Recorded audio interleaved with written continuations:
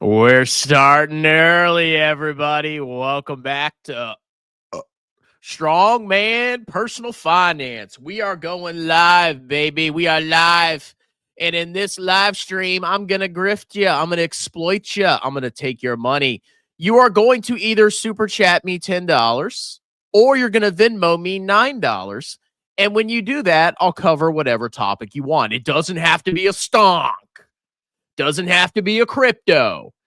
Doesn't have to be an ETF. We can talk about whatever you want me to talk about as long as it's YouTube appropriate. We don't want to break the very strict rules of YouTube. I'm a good little boy. Yes. Yes, YouTube, my master. I will never speak anything that could potentially offend advertisers. Yes, you own me. You're my daddy. YouTube, I would never, ever, ever break your terms of service. You are my God, my emperor. You are my corporate master. Clown world. Anyway. So, yes. Did I not post the freaking Venmo link on here? Hold on a minute. So, like I said, you can either super chat $10 or you can Venmo me $9 and I will cover whatever topic you want to do. We're going to hang out till about 6:45 and then I got some things to do. I'm a very busy boy, okay?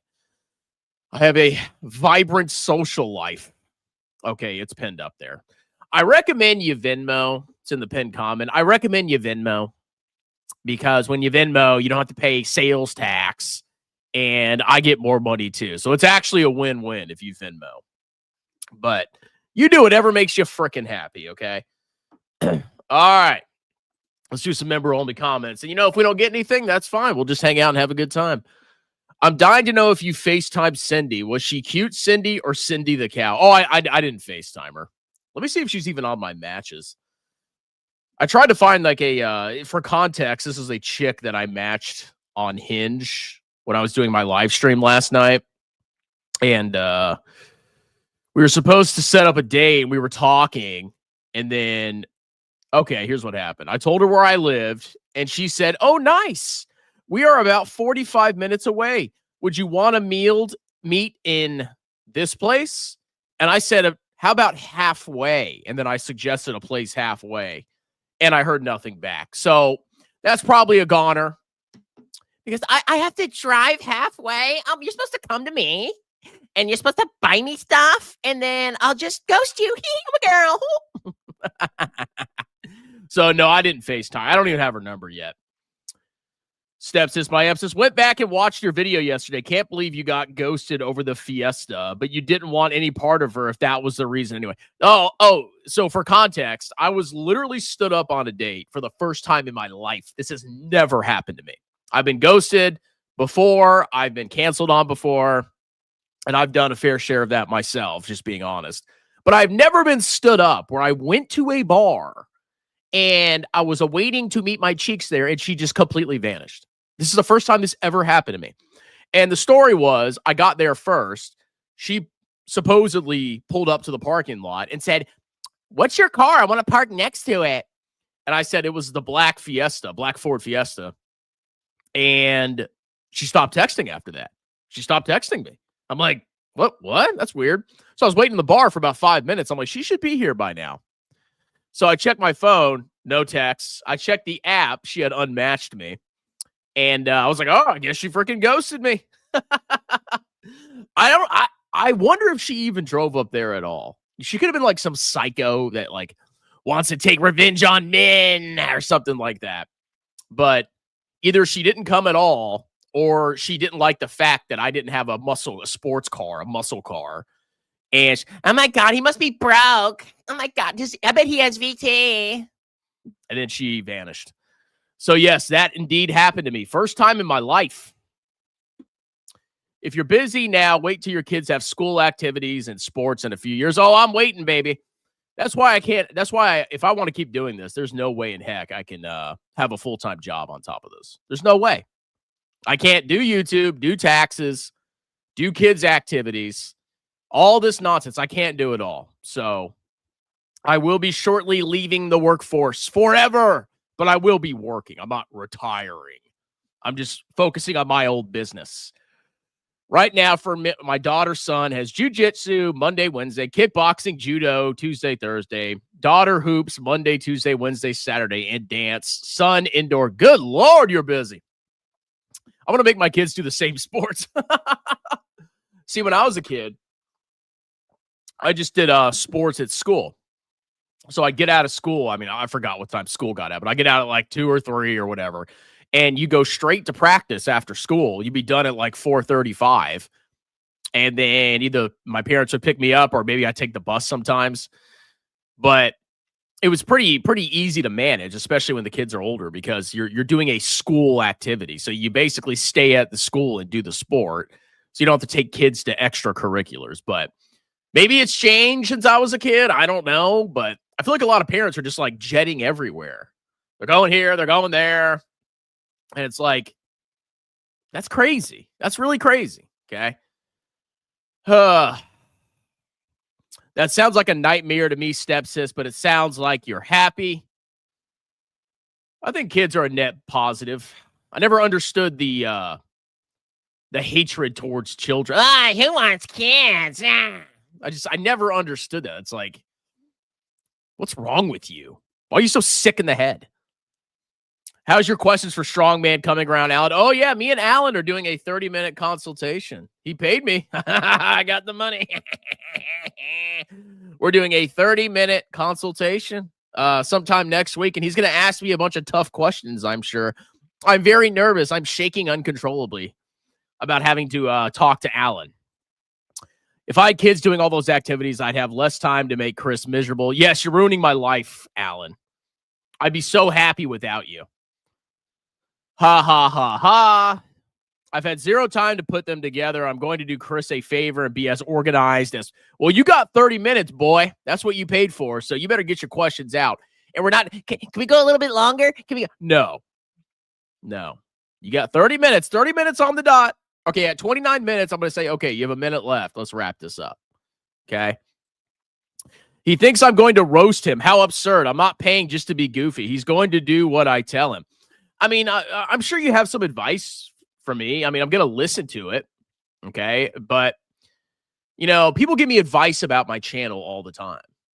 But, you know, I obviously, if I dressed better and I had a very professional demeanor and a background and I covered all the different ETFs and I recommended 5 ETFs that all overlapped, you know, my channel would probably do a lot better. Or if I pretended to try to beat the market with individual stocks, I think my channel would do a lot better. I just don't want to do that. I'd rather have a channel that hopefully gets big one day and I can go on live streams and clown around like I am now and wear a bathrobe. That's what I want to do. That is the ultimate victory. But it slows down growth, obviously, because a guy in a bathrobe, not a lot of people are going to listen to that because all that matters is how you look, bro. That's all that matters, bro. It's how you look, bro. So it's going to be slow and steady, but hopefully the channel keeps growing, and eventually I'll arrive at the promised land, and I won't have to be professional. I'm so professional. Wow. We're soon. Buy my cars. What is the main purpose of the call?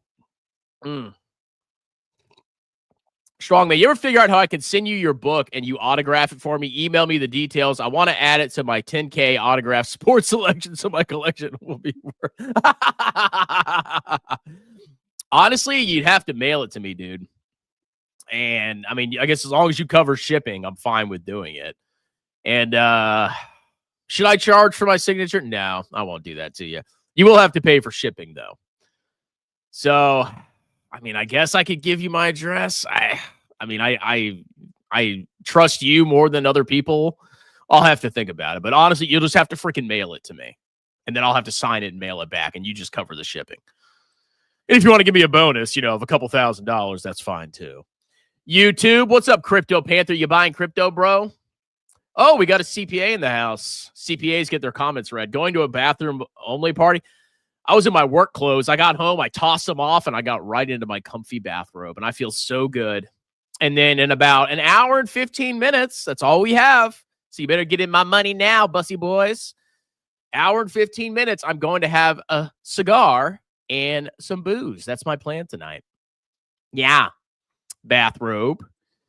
You got Fiesta. That has never, ever, ever happened to me before. Ever. That has never happened to me before. It's crazy. I mean, I knew it was going to happen eventually, but that was the first time because I have like procedures in place where I can like mitigate the chance of somebody not showing up. Like I always confirm the day before, I always confirm during the day of, and then right before I head out, I'm like, hey, I'm about to head out. And then she says, okay, see you there. And then it's like, okay, there's a 99% chance she's going to show up. But there's always that, chance she just ghosts you because your car wasn't worthy. My car wasn't worthy. All my VT doesn't matter. It's how expensive my car is. That's all that matters to the cheeks. Some cheeks, at least. It was the car. Yeah, I suspect it was either she was messing with me and didn't come at all, or it was the car. It's one of the two. But it's just kind of funny because, she drove apparently 30 minutes. So it's like, you drove 30 minutes only to just drive away because you didn't like my car? Oh, my God. That's freaking crazy. Somebody asked me, is Chipotle stock a buy? I don't know. Why don't you Venmo me $9 or super chat me $10? And I can't say if it's a buy or not, but I can look at the company. And I'm actually intimately familiar with Chipotle. You want to know why? I go there a lot. Okay. Like I said, $9 Venmo or $10 super chat. I'll cover whatever freaking topic you want. Look, you people are asking me questions. Look, I can't answer. I need money. Okay. This is going to be a regular grift on this channel. I'm going to be doing market opens, the daily clown report, market close, and this. Oh, we got our first one. Here we go. Let me milk the fans.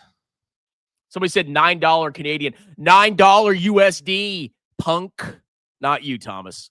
Talking to you, $9 United States. Venmo me. Nine Iraqi dinars? All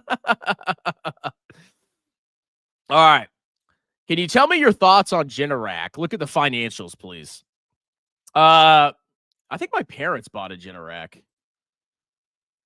I personally thought about getting a generator because I was kind of like apocalypse planning. I'm like, in the off chance there's an apocalypse, I probably need a generator, okay? Or I need solar panels or freaking something like that. So, all right, we can look at the Generac. Generac, my ballsack. But these are like if you live in an area that loses power a lot, or you're in an area that has disasters, especially if there's like hurricanes and stuff and there's a lot of power outages, you probably should consider getting one of these, okay? It's nice. I mean, it's some cost up front, but if the power grid's down, you're going to be very happy you had a freaking generator. I figured my apocalypse plan was I was going to take my kids and go up to my parents' house. They have solar panels and a generator and like a lot of room. So I'll be like, oh, I'm just going to go to my parents' house. Hopefully I can make it up there without the zombies devouring my flesh. Okay. All right. So Generac, it's got a $9.5 billion market cap on trailing revenue of $4.35 billion. They got a PE ratio of 30 and a forward PE of 21. So we got profits, no dividend. So I guess it's worthless. And analysts have a price target of $188.72. Let's see how the stock is done. So it's traded flat over the past year. Holy crap. I thought this stock did better than this. Why did it go up so much during the clown market? Look at it. Look at this. This thing utterly collapsed. Jesus. For some reason, I thought this stock had done a lot better. Wow. So you could see the stock, besides the clown market, was like a slow and steady grind at like a 20-degree angle. Nice, slow, steady stock price appreciation. All right, so Generac designs, manufactures, and distributes energy technology products and solution worldwide. The company offers residential automatic standby generators, automatic transfer switch, air-cooled engine residential standby generators, and liquid-cooled engine generators. Mobile Link, a remote monitoring system. And Oh, somebody. I thought it was a Venmo. Oh, shit. Fuck. Spilt water. Don't kill my computer, please. All right. All right. Hold on. I'll be right back. I got to get a towel. We have an incident here. I will be right back. Oh, my God. I'm panicking right now. Here, I'll put on some music for you so you guys are entertained. Man, fuck Jeremy LaFave. I think it's time we put his channel in the grave. Dude is such a clown. Dude's the biggest meme. Planet 13 got him having wet dreams. The only thing he made his chick next was his mortgage. He's gonna have to sell his Teslas in his storage. Tesla, man, admit you got lucky. Your morals are yucky. $60 monthly from some sucker in Kentucky, making a few thousand monthly. You think robbing people of their savings is funny? Financial education, more like chronic masturbation. Fuck that noise, listen to my proclamation. Buy BT, buy BT. Buy BT, buy BT. Buy BT, buy BT. Strong man, that's my wicket, and we buying all day. Buy BT, buy BT. Buy BT, buy BT. Buy BT, buy BT. Strong man, that's my wicket, and we buying all day. BT, my BT. Fuck Win Resort. More like Lose Resort. Tattoo chef, elf on a shelf. Suck a dick. Corsair. Your bitch got coarse hair. Yeah.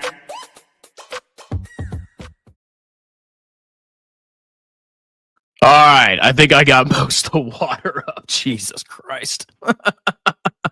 Yes, I spilled water. Ha, ha, ha. So freaking funny.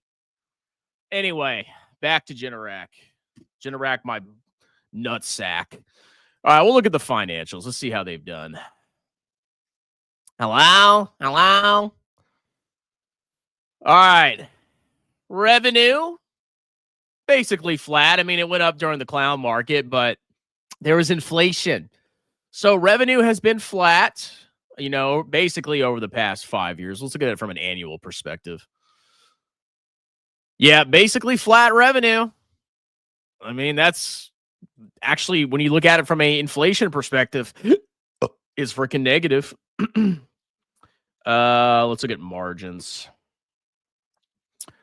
So margins have been all over the place, but they've kind of hovered around low 40s, high 30s. Operating margin consistently profitable, but it's been declining over time. I wonder if the clown market really skewed their margins. Or maybe it's just normalizing back to where it was before the clown market. But margins have basically fallen over the past 5 years and have, kind of stabilized around 8, 9, 10%. Profit margin, same thing. And free cash flow margin, pretty much all over the freaking place, okay? I mean, the number one concern right off the bat is the revenue's not even growing. Or it hasn't grown historically. So if you're buying a company that's not even growing revenue at the rate of inflation, it's actually growing revenue slower than inflation, why not just buy a bond? You know what I'm saying? A bond, like a treasury, you buy a 5-year treasury, you lock in, 4% or whatever it is, backed by the full faith and credit of the United States government, and you're going to get a steady coupon until it matures. Then you get your principal back. I mean, you got to compare that to what this is offering, okay? And with the revenue this flat, it's just not. It doesn't mean that it doesn't have value, right? Doesn't mean it doesn't have value, but in my opinion, I'd rather if something has flat revenue, I'd rather just buy a bond. Being perfectly honest, okay? So let's see. Let's look at their balance sheet. So they got $300 million in cash. They got $2.5 million of current assets, of which $1.3 billion is inventory. They got current debt of $1.1 billion.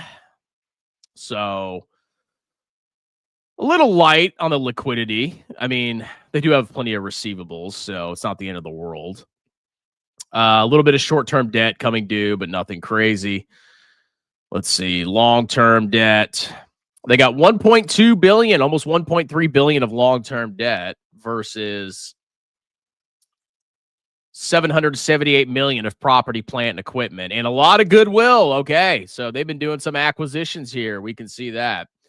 So their liquidity is fine. I mean, I don't think they're going to go bankrupt. When you compare their long-term assets to long-term liabilities, obviously they took on a lot of debt to make some acquisitions. Let's see how much interest is as a percentage of operating income. Yep. So the interest expense for the most recent quarter, interest expense consumed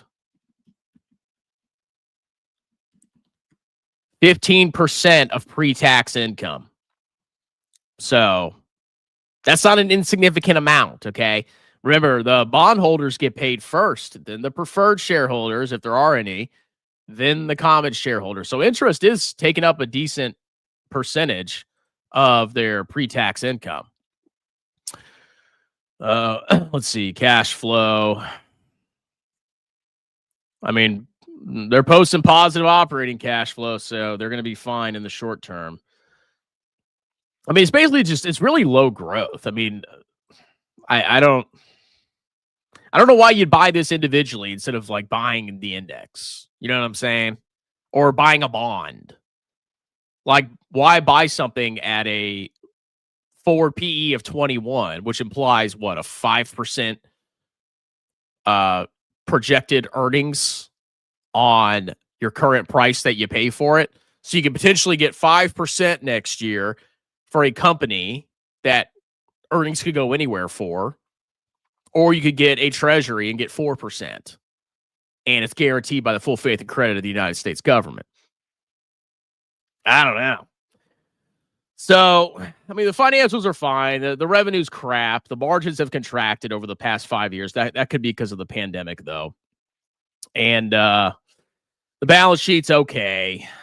They have positive operating cash flow, but I mean, unless they can start growing revenue or really cutting costs to increase profits, this isn't a vertical line type of stock. I mean, they're buying back some shares. I personally rather buy a freaking bond, to be perfectly honest. You know, especially with yields where they are at right now. So that's that. Not too impressed, to be perfectly honest. Okay. All right. What else do we have here? Ryu, Parasites Unite. That's right, boy. I spilled my water earlier, so now I don't have any water. Now I'm thirsty. I'm going to die. All right. We got a gifted membership too. Thank you, Major General Tao. You are my favorite fan. One of my favorite fans. You're a true hero of the Long Dong community. All right. Let's see. Yeah, somebody says no dividends. Yeah, I know it doesn't have a dividend. It's garbage, bro. Somebody says need to drop water more. I thought I was going to lose my computer for a second. I freaking spilt it on the keyboard. I did that at work a couple days ago, too. New member, now Thomas can complain and Strongman has to respond. Oh, is this the new member? Hey, thanks, General. That was super cool. Well, you get a month to whine and complain like Alan does, so enjoy yourself. Check, check, check. Giraffe, giraffe. Eggplant, eggplant, eggplant. The greater plan is revealed. Ha, ha, ha, ha, ha. Read my comment about why I bought it, LOL. Let's see. I made a good chunk of profit on an earnings play. Figured might be worth a long-term look. Doesn't seem that great. Thanks for taking the time. Yeah, it seems it's okay. I mean, it's not a clown stock, but I don't know. Companies like that, like if I'm going to buy individual stocks, I kind of want like the more exciting plays, you know, like not standard boring value stocks, bro. I want to do degenerate stuff with my 5% of my portfolio. You know what I'm saying? I want to see vertical lines and crashes. Oh, here we got another scammer again. Has anyone found a way to buy the AIX 2049 token during the pre-sale? Get out of here. Banned, loser. The comments have been, or the grifts have been getting freaking worse. They've been getting way worse. All right, let me step. I'm going to get some water real quick. Let me put on a short little clip, and then I'll get some water.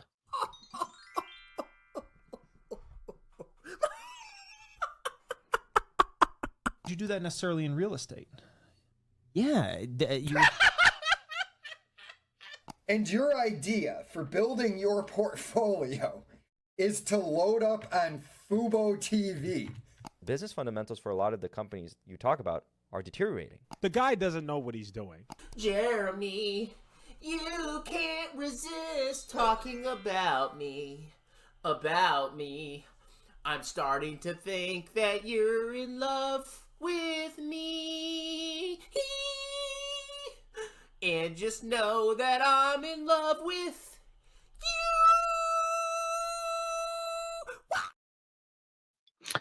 Pretty good.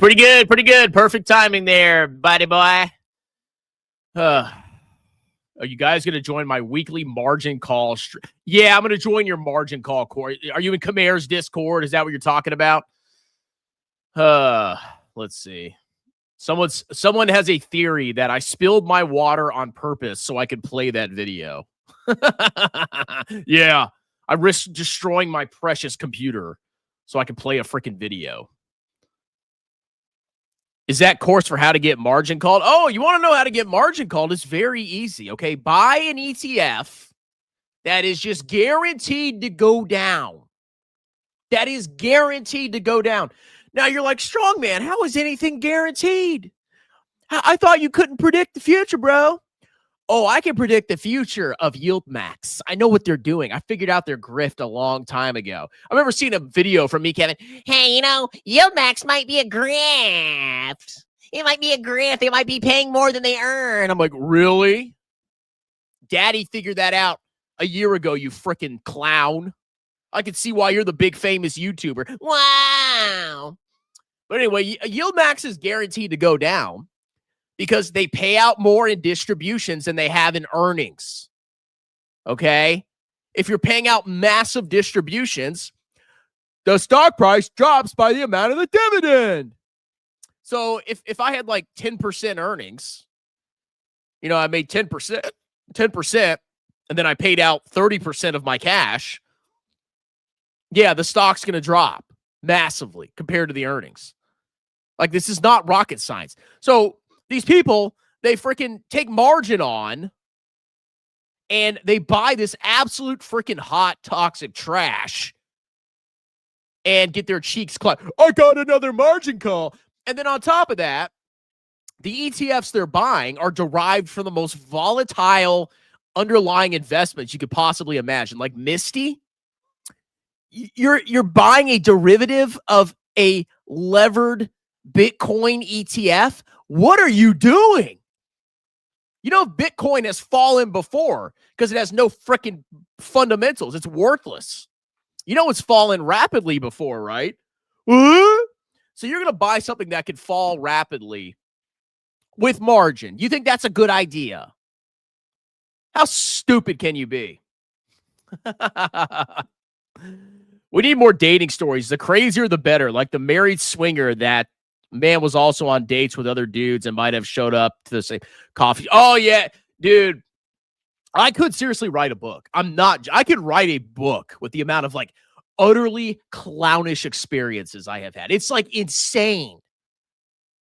Like nobody's freaking normal anymore.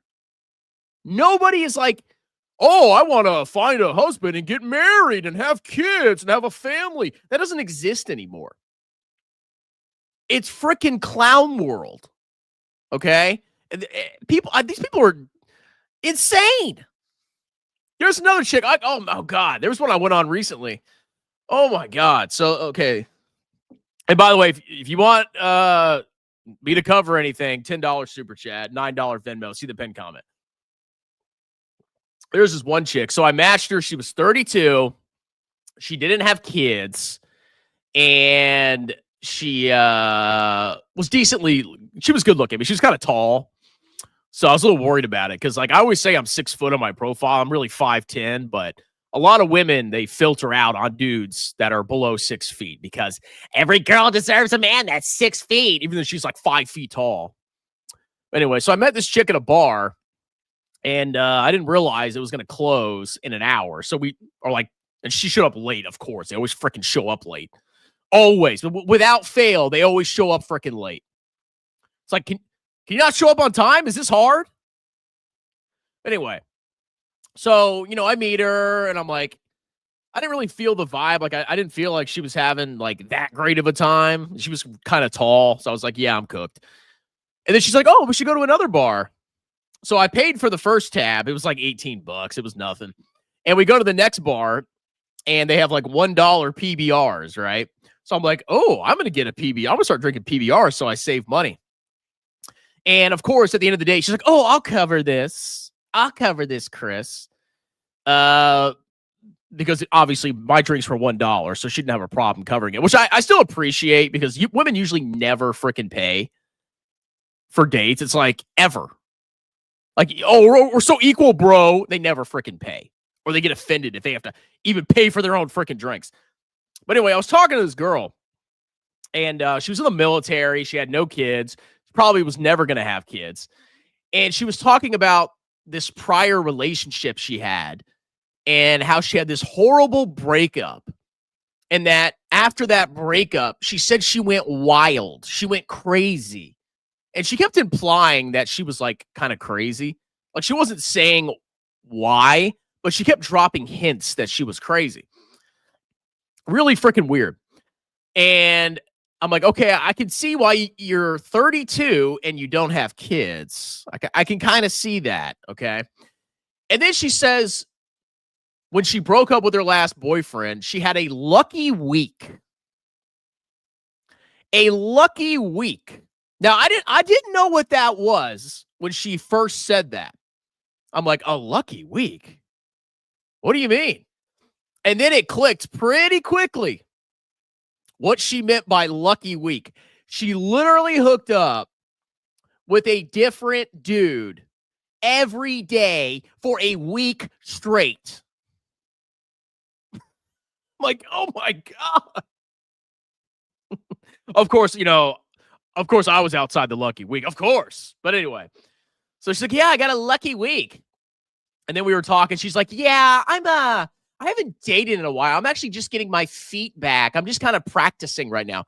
I'm like, oh, this is just a practice date. I said this to her. I'm like, oh, it's a practice date, huh? Yeah. Okay, I know what's going on here. And I was like, okay, this girl's number one. She's a psycho. Like something's not right here. And then number two, I'm like, okay. When she said she was getting her feet back in the water. If a woman ever tells you that she's getting back into dating, even if she likes you, she's not going to meet you again because she wants to go on like 50 dates to find the best guy. So I was like, yeah, I'm cooked. So I was like, yeah, I'm gonna get $1. I'm gonna get $1 PBRs, but she actually paid for it. I was in shock. I mean, she got her drink, but a woman actually that's happened like 2 or 3 times where they either offered to pay or actually freaking paid. Just shocking. Anyway. That was that. I got so many. I have to sit around and think. I could literally write a book. I'm not joking. I could just have like a chapter for each dating story. Like it's just so much craziness. And I'm not making it up. Like it's not even like artistic license. Like they're freaking crazy. Bum Spanka for $19.99. Please cover ping. Ping my dingaling. Ping my dingaling. Oh! What is ping? Ping pong? Are we sharing? Oh, I forgot to share. Thank God I checked. That's why I always check to make sure I'm freaking sharing. All right. Thank you for the generous donation. You are a true hero. Penguin Solutions. Ticker symbol PENG. $20 stock. Let's look at the stock performance. Oh, it's sold off today. It's a bad stock. Okay, it's very choppy. Look at this. Very choppy. Yeah, but it's like chop suey, See, it's got a Chinese sounding name, chop suey. I don't know. Is chop suey Chinese? I don't know. All right, it's got a market cap of 1.1 billion, trailing revenue of 1.37 billion. It's got a PE ratio of 74 and a forward PE of 10. When you see forward PE of 10, either there's some kind of projected one-off a charge in the future that's going to massively reduce earnings, or it could be a signal that the company's not growing that quickly. Okay. Because think about it, it's basically what you're paying $10 for $1 of future earnings. Well, that's like a 10% return, bro. Right? 10%. Well, you should buy it. It's a 10% return, bro. Yeah, but if the earnings like in the future are low or declining, you're actually paying, it sounds like a good deal up front, but if the earnings stagnate or decline in the future, you're actually not making a lot of money. So that either tells me a forward P of 10 either tells me that there's some kind of accounting charge projected in the future, or it's just not growing revenues or profits that fast. Anyway, Penguin Solutions designs, builds, and deploys enterprise solutions worldwide. Oh, how very specific. They operate through 3 segments: advanced computing, integrated memory, and optimized LED. It offers hardware, software, and services focused on technical computing for core and cloud environments via high-performance computing and AI solutions. Let's go to the website. I never heard of this in my life. Oh, they're all in AI, bro. They're all in AI. Explore how we solve these challenges: infrastructure costs and ROI. Streamline your AI infrastructure costs and ROI management. AI is transforming industries. Managing AI infrastructure workflow efficiently and maximizing spend on critical workloads. It's all very vague. Oh, I got a message on Tinder. Oh, I got 2 messages. Common pain points for AI infrastructure investment. How do you help me? I'm just trying to understand what this company does. What strategies support AI infrastructure cost optimization, dynamic resource positioning, utilizing open standards, and applying active monitoring? Okay, I'm just trying to understand what they do. I'm a little confused here. ICE clusterware. ICE. Uh-oh. Some lefties aren't going to be mad. Whether it's 10 nodes or tens of thousands of nodes, intuitive software tools with Penguin Solutions simplify your cluster deployment and management, streamline node. Okay, so it looks like they provide software and, a little bit of hardware to support AI infrastructure, like data centers, it sounds like. Hardware, let's see what they offer here.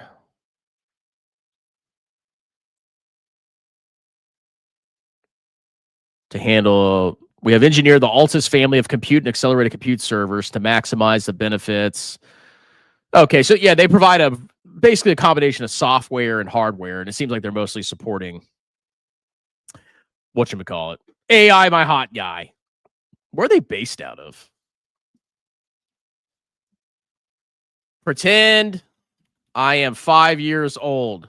Explain to me what Penguin Solutions does. Huh? AI mode. Imagine a giant puzzle, but for computers. Penguin Solutions help big companies build and put together special, super powerful computers that can do amazing things like helping scientists, creating AI brains, building super fast computers, and keeping everyone safe. They're like special helpers for computers, making sure all the parts fit together just right so that the big companies can do their important work. Are they tech support?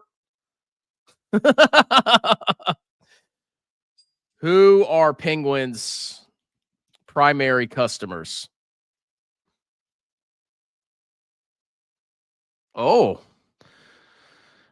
They sell its advanced computing infrastructure to large, sophisticated customers, enterprises, hyperscalers like Meta. Okay. Who are Penguin's primary competitors?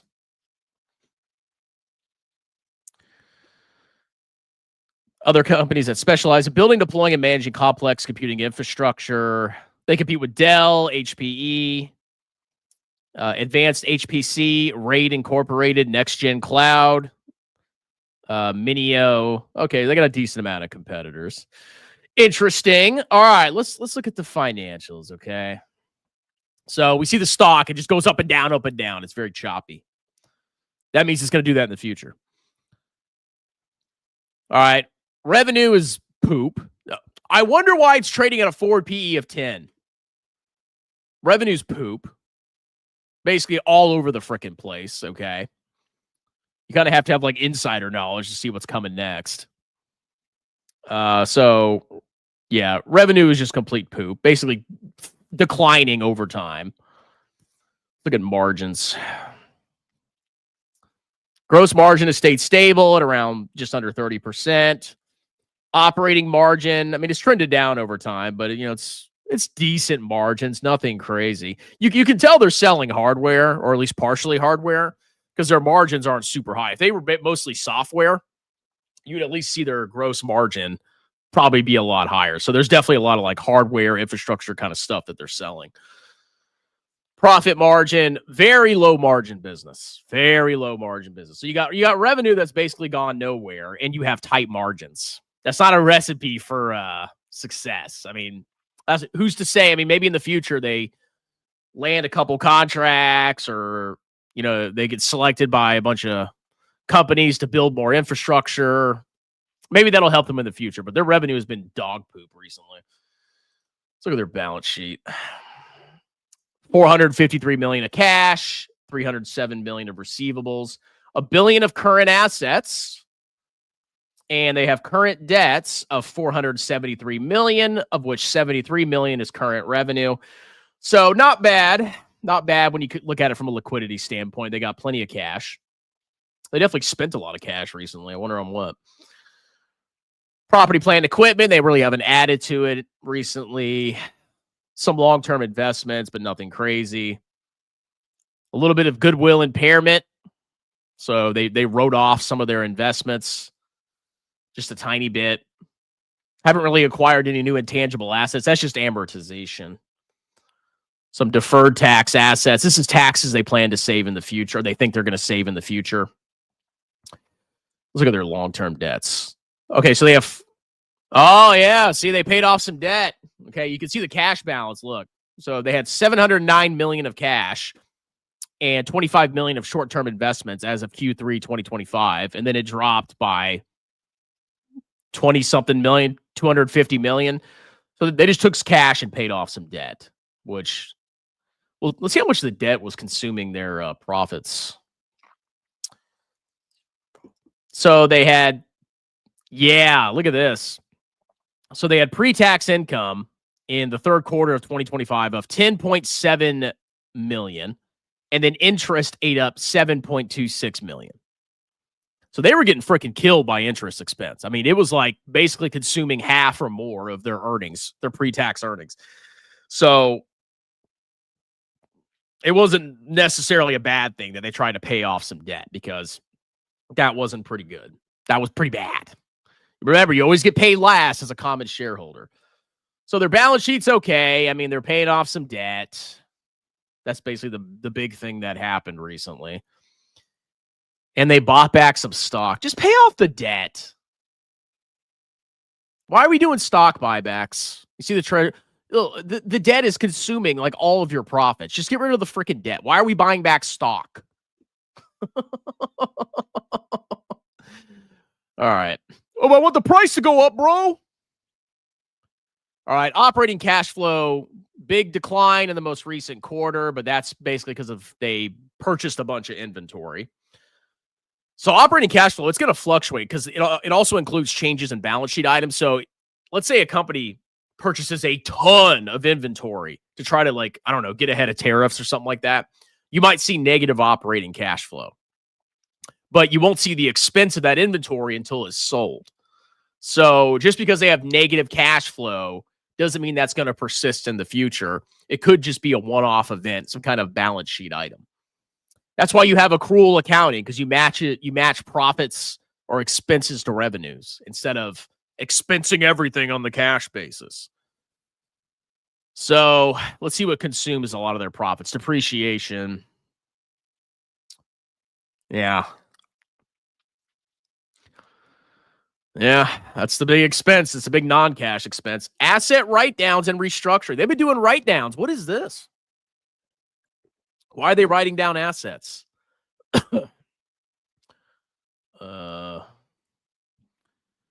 What is Penguin doing to drive revenue growth?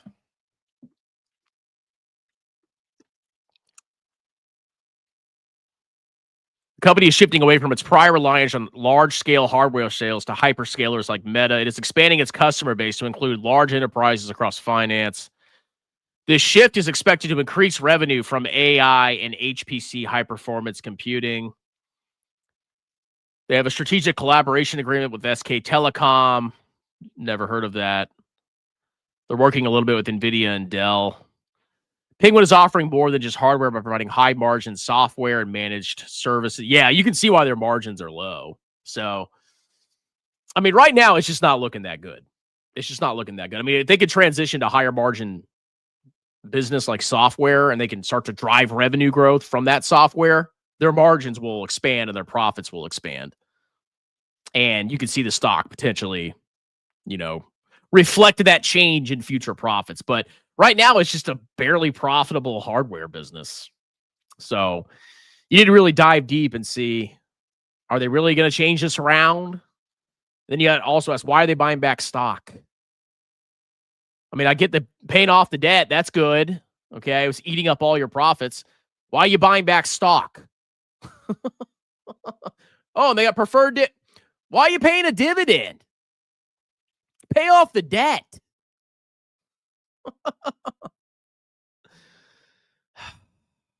Okay. Well, I guess they issue preferred shares.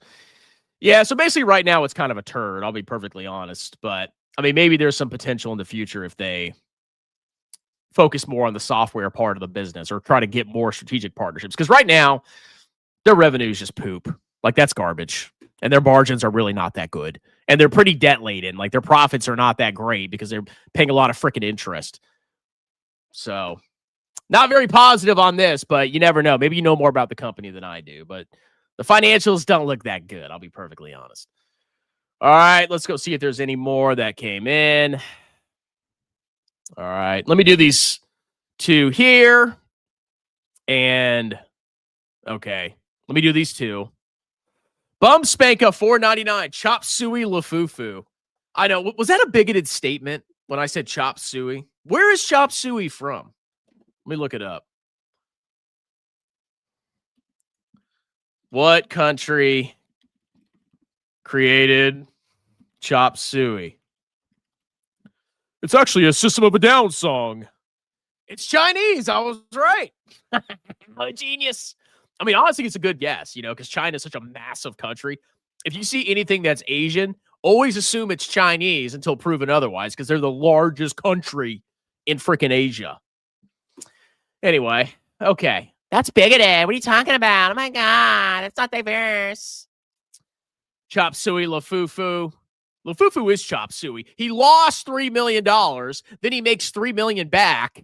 In my mind, -3 plus 3 equals 0. In the YouTube clownosphere, -3, that shit doesn't matter, bro. It's just the +3. That's all that matters. But you see the formula, good sir. There's a -3, and then there's a plus, and then a 3. So if you add that together, that equals 0. The -3, that's not there. What are you talking about? You're just a hater, bro. Clowns. Bump Spanka, $4.99. By the way, I agree 100% with you on how stupid those tariffs are. I mean, it's like, come on. Really? If you want to build domestic industry, okay, you can tariff some things selectively. I'm just going to have broad-based tariffs on literally freaking everything. Why? Why do we have to have broad-based? I saw it is affecting prices. What do you think happened to coffee? Coffee is way more expensive now. Okay, I remember I went to the store. I used to get a big thing of coffee for $12. And now it's $18. I'm like, what a grift. I'm going to have to start switching to caffeine pills. I'm poor now. Caffeine pills. That's actually a thing. You can have caffeine pills. It's pretty funny. All right, Bumspec, you're being very generous today. Thank you, good sir. You know what?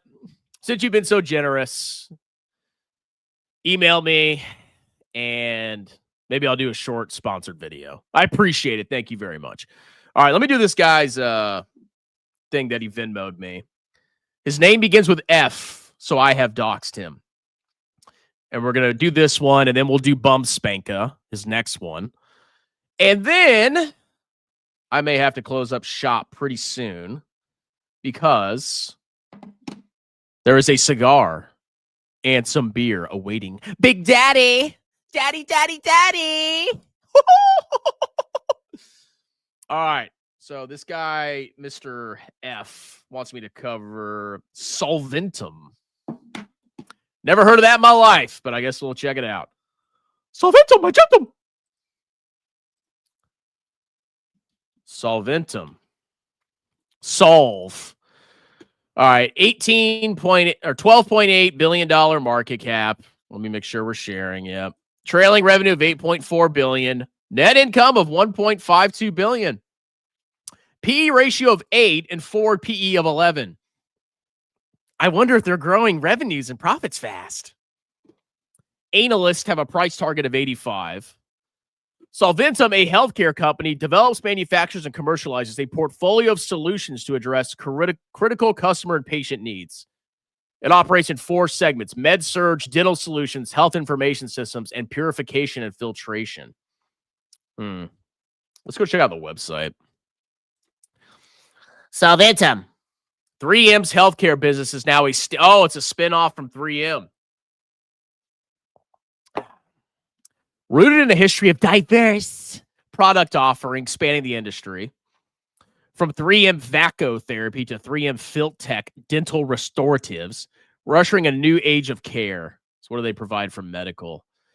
Advanced wound care, steam sterilization. Okay, let's see.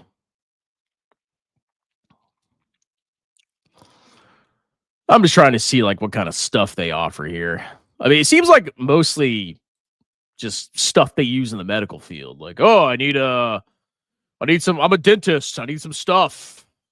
I need some products and inventory. Orthodontic bonding solutions. Okay, so it seems like mostly just medical products, hardware, basically. Interesting. All right. So right off the bat, with that low of a forward PE, it's probably not growing that fast. All right, so obviously it was just spun off by 3M, and the stock basically hasn't moved since it's spun off. I mean, it says down 18.9%. Doesn't look like it. Maybe I'm missing something. But all right, I don't know how accurate these financials are going to be. I mean, unless they took the financials and they retroactively went back and treated it as a standalone company, because it's a spinoff. So I don't know how accurate these are. But right off the bat, okay, flat. Are they coming up with a new innovative product that's going to massively increase earnings and revenues and profits? Look at that revenue. It's lower than inflation. Think about that. So, assuming this is accurate, 5 years or 3 years ago, 3.5 years ago, revenue was $2.05 billion in a quarter. 3.5 years later, it's $2.09 billion. This has declining revenues in real terms. Inflation is cooking this company's revenues. So revenue is basically flat. Gross margin has actually been slowly eroding over time. It dropped from like 59 to 54. Operating margin is eroding. I mean, when you have a low margin business like this, you know, or it's got a lot of operating expenses, the margin is going to contract over time. If your gross margin starts to fall, it's going to obviously cut into your operating margin unless you can significantly cut operating expenses. So so revenues are lower than inflation. They're basically contracting. Margins are contracting. Okay, they have this one-off thing. That's an accounting adjustment. I can guarantee you that. Let's go look and see what that was. Okay, they sold off a bunch of assets. That's very encouraging, bro. They're being lean.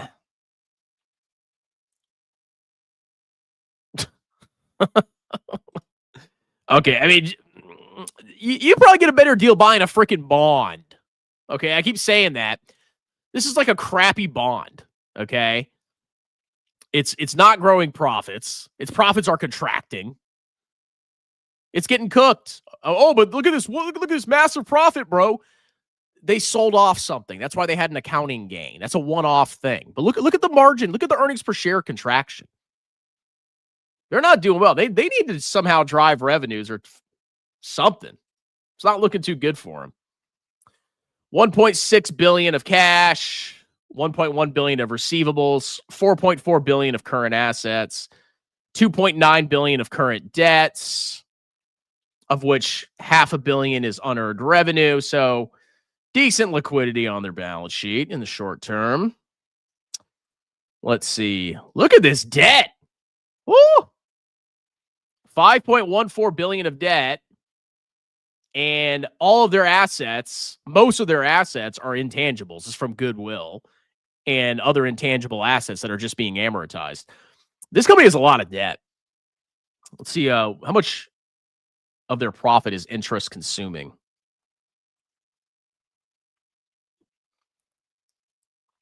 Yeah, look at this.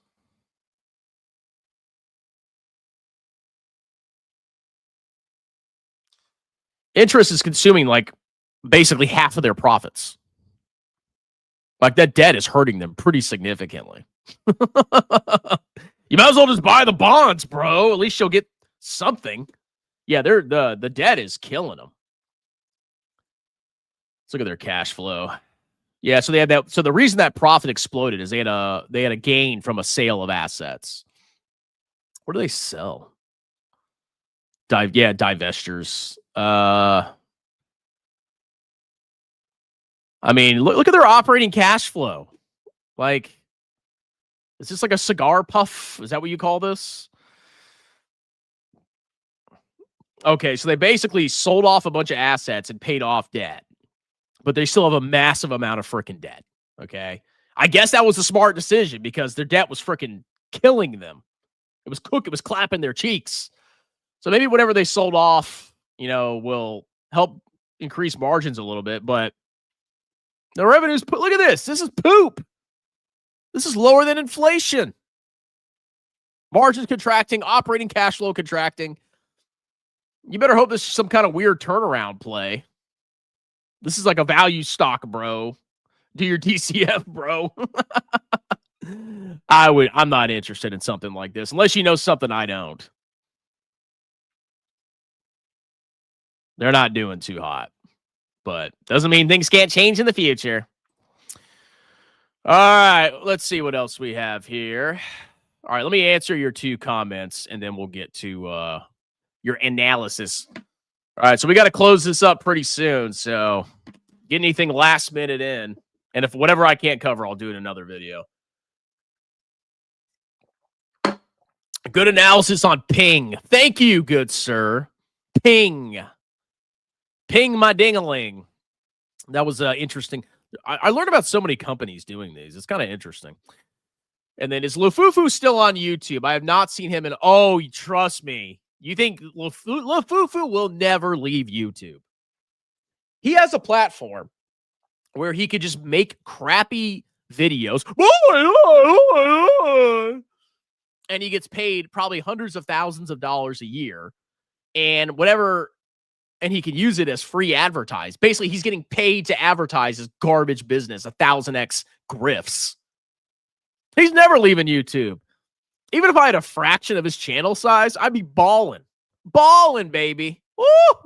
If I had 100,000 subscribers, oh my God. Could you imagine? Oh, imagine if I did one of these with 100,000 subscribers and I had 1,000 people watching. Oh, Lord, please give it to me. Please, Lord. I do a 9-hour live stream. Oh, okay. What's the next talk? Okay. Oh, yeah. He's still on YouTube. He's actually doing pretty well. Let's look at his channel. Let's go see Jeremy's channel.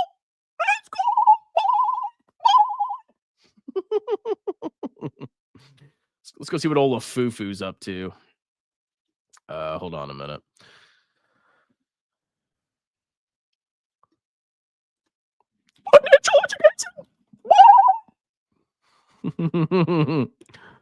I'm going all in. 120,000 views. He's got 903,000 subscribers. Clown World. Clown World. We'll see what some of his idiot videos that he's posted. Shut your mouth. Ugh. God, 141,000 views, 109,000 views. Oh, we're not in clown market, guys? 217,000 views. Oh, my God. So many people are so cooked. I can't even explain it. Join my private group. Would you like to become an independent investor and grow your portfolio with confidence? Look at this greasy con man. Oh. He's got a big house. He must be a good investor. Wow. Look at all these geniuses. This hurts him. Give me a freaking seizure. Oh, yeah. God help us all. Oh, man, that's hilarious. All right. I have asked you to review 4. I will, good sir. Yeah, I saw it. I wanted to get your smaller comments first. All right. So I would recommend everybody stop sending super chats from now because I'm going to have to leave soon. So if you do send any more, I don't know if I'll be able to get to them, but I can get to them on another video. But we'll do 4, and then we'll do Duolingo. This will be a fun one. Joseph Carlson, I can't even bench the bar. Oh! And then we'll close shop. Man, we printed a little bit today. Daddy's feeling very grifty today, and that's a good thing. All right, let's check out For My Dirty You-Know-What. Incognito. I got stalkers, so I got to do incognito. Oh, you looked up... didn't I look at this recently? Shift4 Payments Incorporated, ticker symbol. This seems very familiar. Market cap of $6.5 billion on trailing revenue of 3.88. It's got a PE of 34 and a forward PE of 12. Which, what does that tell you, guys? So the stock is basically flat over the past 5 years. Probably not a lot of growth priced in, but it has an upside, a price target of $102. They engage in the provision of software and payment processing solutions in the U.S. They offer payment platform. Let's see. Oh, yeah, this is just like Square and Toast and all those other freaking payment processors. Yeah, this company looks familiar. Yeah, they specialize in the food, beverage, retail, sports and entertainment, gambling industry, e-commerce. It's a payment processor. You know, if you have a business and you want a way to collect payments, you want like a one-stop shop solution, you approach one of the companies that provides it. There's lots of companies in this field. Let me double check what their primary competitors are. Who are Shift4's primary competitors?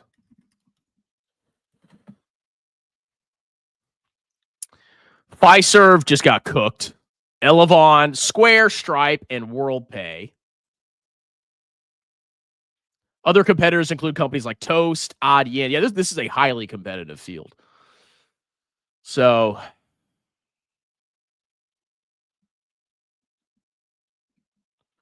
why are investors recently bullish on 4 on this stock? I want to hear the clown bull cases. Strong Q3 results that beat payment volume expectations. The announcement of a large stock buyback and confidence in the company's long-term growth strategy through international expansion and acquisitions. However, there is a mixed picture, and there are countervailing factors and risks that have also contributed. Okay, so they had a good quarter, and they might buy back some stocks. Payment volume grew 25%, probably from acquisitions, I'm imagining. Integration of, yeah. Okay, so basically they're just buying up other companies to grow is what it looks like. Let's see.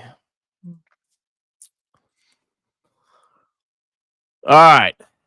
So revenue's been growing very significantly. Let's go look at their cash flow statement, see how many acquisitions they've done, though.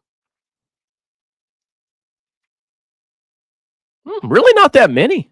I mean, they had a big one a couple of quarters ago. And then in this most recent quarter, they had a huge acquisition. They spent $2.5 billion of cash to buy up, what's a company called Blue? Okay, I mean, the revenue growth is pretty solid. I wonder how much of that is from acquisitions and how much is from the core business, but they are definitely expanding. So revenue's growing pretty significantly. Let's see. Gross margin is growing. Operating margin has been growing over time. Profit margin, kind of weak. I wonder why. Let's go look. Let's see. Pre-tax income, earnings from continuing operations. Interesting. Let's see. Look at their interest. Yeah, they must have packed on a ton of debt. Look at their interest expense. So their interest expense in the most recent quarter was $60 million, and their operating income was $135 million. So just under half of their operating income was consumed by interest payments. Interest consumes a decent amount of their operating income. Like, it's not half, but it's a pretty significant amount. And you can tell they added debt because their interest expense has gone up pretty significantly. Or maybe they refinanced. We'll see. Long-term debt. Yeah, they added $1 billion of debt to do this. They've been packing on a lot of debt. Are they issuing shares? Let's go look at the share count.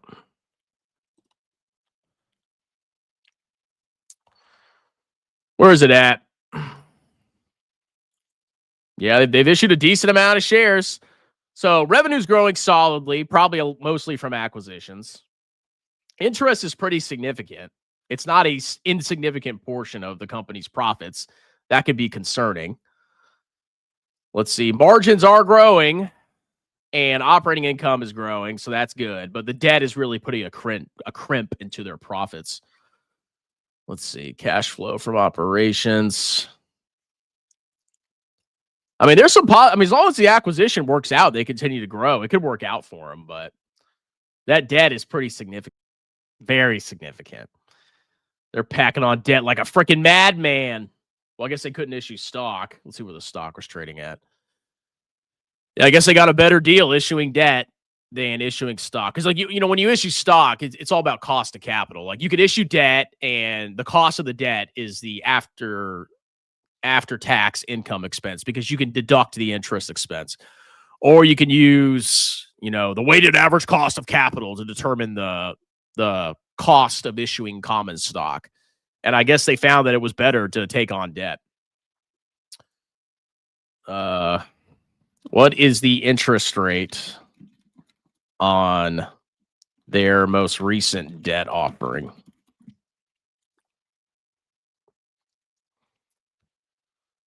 $5.5%, 6.7. That's not that bad. And they don't mature for 10 years. Well, not 10 years, but 7 to 8 years. Okay. The offerings are part of a financing strategy that also included a mandatory convertible preferred stock issuance with proceeds intended to help fund the acquisition of Global Blue and repay existing debt. Okay, so those rates aren't that crazy, but they're still consuming a decent amount of operating income. So I'd watch out for the debt there. But I mean, like, a lot of stuff looks good. Margins are expanding. Revenue's obviously expanding. Debt could potentially be a concern, especially if the acquisition doesn't work out. But yeah, there's some positive things going on here. We'll see. I don't know. Just another freaking payment processor. There's 1,000. How is this different from any other freaking processor? So I hope the acquisition works out for them. All right. Let's see. Thank you, Bump Spanka. Let me know if you have any additional questions. We'll have to close this out pretty soon. This might be the last one. Duolingo. Is Duolingo a turnaround play now that the PE ratio dropped? So my understanding of Duolingo is that it's this little app that you download and you can learn languages from it. So the financials look great, right? So the stock's been getting freaking cooked recently. It's down 41% on the year. It's an 8.6 billion market cap. So its valuation,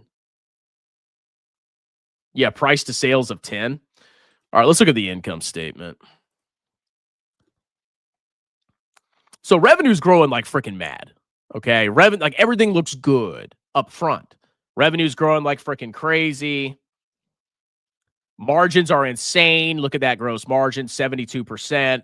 Very solid and growing operating margins. Insane profit margins. That must be an accounting adjustment. And it's printing cash. I mean, you look at earnings per share. I mean, ignore that most recent quarter. That's like a one-off accounting adjustment. But they were having losses up until about 2023. They turned profitable. They've been consistently growing earnings per share. Let's see, free cash flow per share. They're growing free cash flow per share pretty significantly. So you got to ask yourself, like, the fundamentals look fantastic, right? Everything looks pristine. Let's look at their balance sheet. 1.3 billion of current assets, 484 million of current debts, mostly unearned revenue. You can see the unearned revenue starting to peak off, though. So unearned revenue is when you receive cash in advance before you earn the revenue. And it kind of gives you a glimpse of what future revenue is going to be. So you can see that unearned revenue was basically increasing pretty nicely over time, but it seemed to have decelerated. That could be a concern. Because you think about, like, if you use this app to learn a language, right? Well, think about all the freaking competitors out there. You could use ChatGPT. You could use Grok. There's 1,000 different ways to learn a freaking language. Okay? And then they have these devices now where you can literally translate, like you can speak into it. It'll freaking translate for you. So this is kind of a niche product for somebody that's bored, basically. And I want to learn a language the real way. I want to learn a language the natural way. Okay, it's like something you do as a pastime, but it's not a big deal, okay? So there's a deceleration in unearned revenue. That could be a potential indicator of what's coming in the future. It could be the case that because of all the competing products that are coming out, people aren't going to use this as much.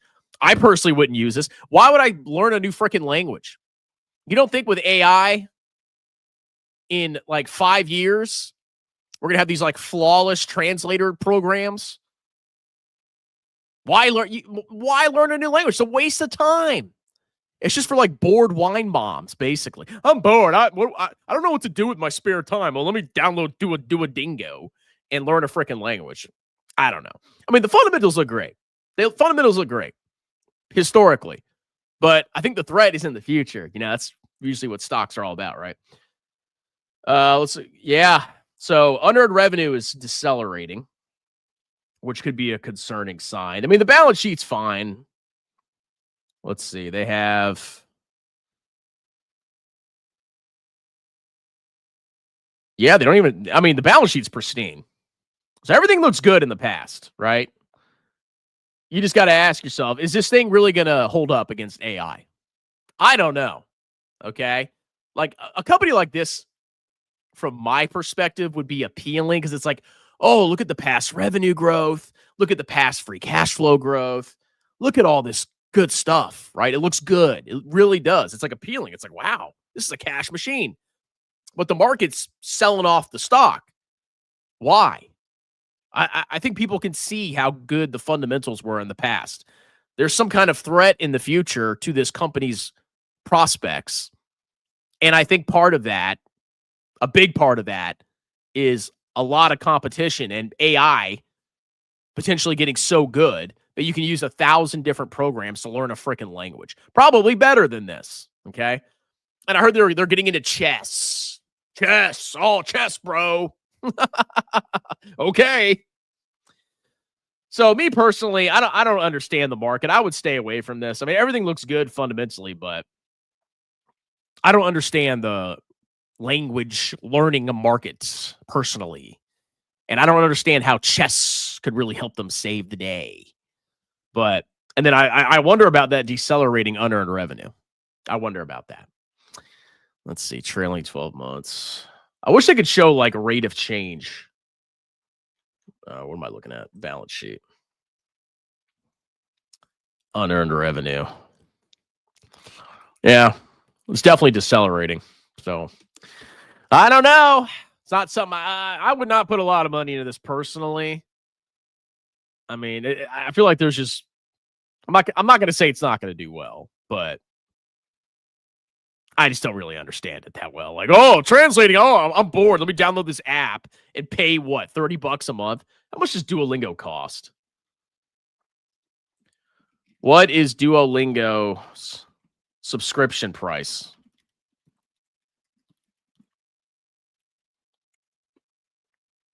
Super Duolingo and Duolingo Max. $13 a month for Super Duolingo. $30 a month for the monthly plan. This tier includes all super features plus access to AI-powered features like role play, and explain my answer.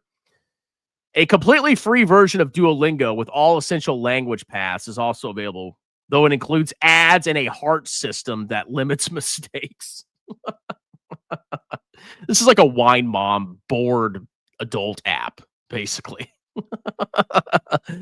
So it could do well. I don't freaking know, but I'm not the biggest fan. There's something not right there if the stock has that pristine of financials and then it's selling off like that.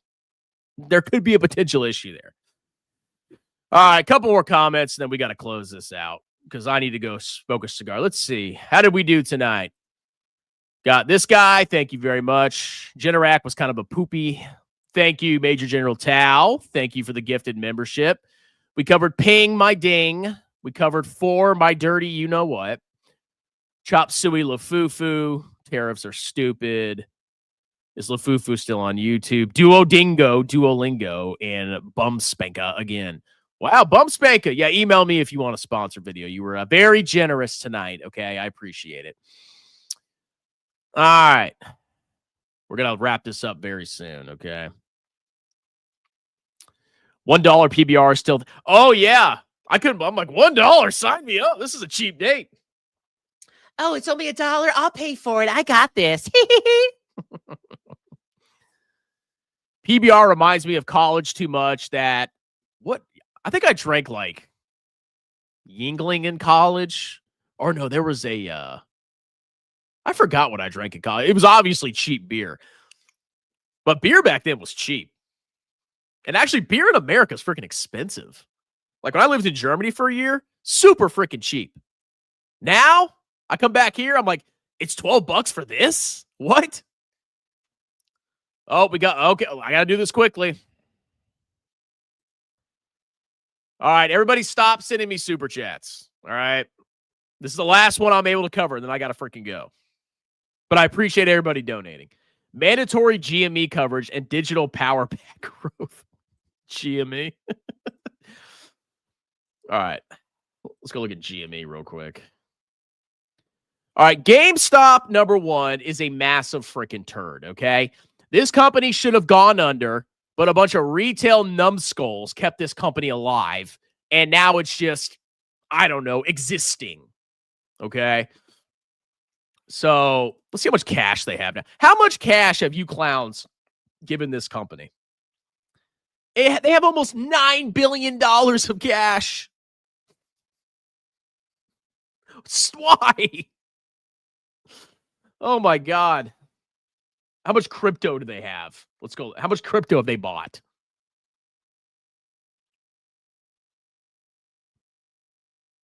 I bet you this is freaking crypto right here. Other investing activities. Did GameStop buy crypto? Yes, they purchased crypto. They announced it purchase. Oh, they're buying Bitcoin. How novel and amazing. So stupid.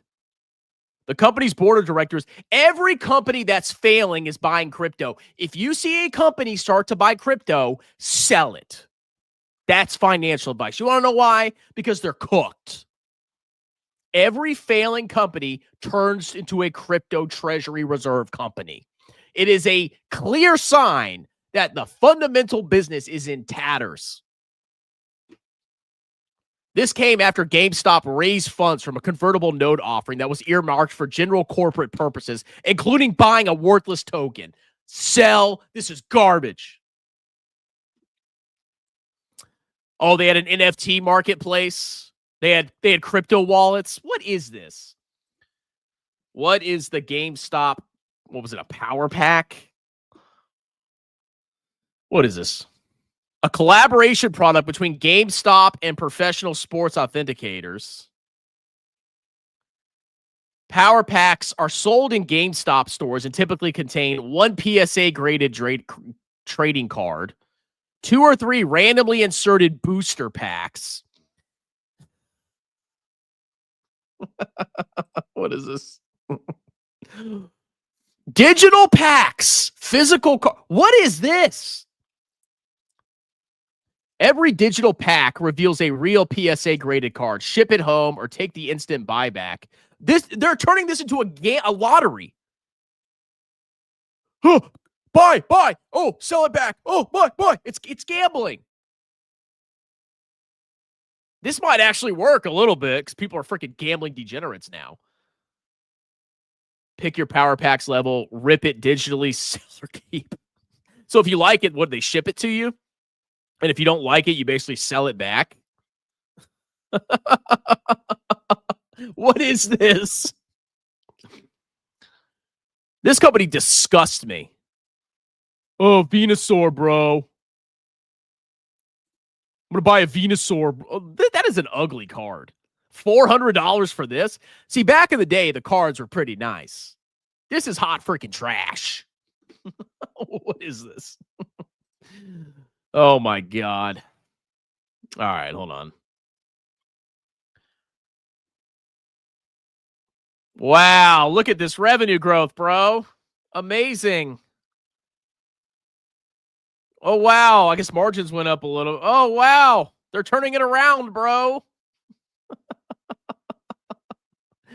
They bought crypto. No.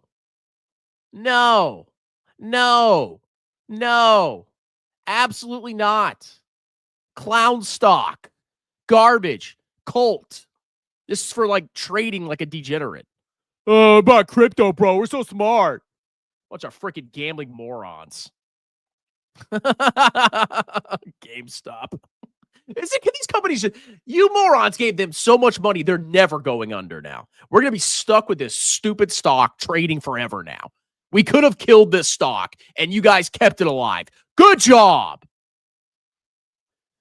Anyway, we got to close this out. Thank you, everybody, for tuning in. I'm going to go. I think you guys covered my cigar and beer tonight. I appreciate it. Thank you, Thomas. Thank you, Major General Tao. Bump Spanka, and all your generous donations. Email me for a sponsored video. Thank you, Chris, for the Duolingo recommendation. It's always fun to talk about Joseph Carlson's green bird stock. Thank you, Bump Spanka, again. And thank you for the GME recommendation. Anyway, like, subscribe. Consider joining as a member to support the channel. Also consider booking a free 30-minute tax consultation. I am a certified public accountant and would gladly do your business and or personal taxes any state in the United States. You can talk to me for free. I give you upfront fixed quotes for your tax preparation, and you can book a free consultation in the pinned comment below at the conclusion of this live stream. You guys have a wonderful, delicious evening.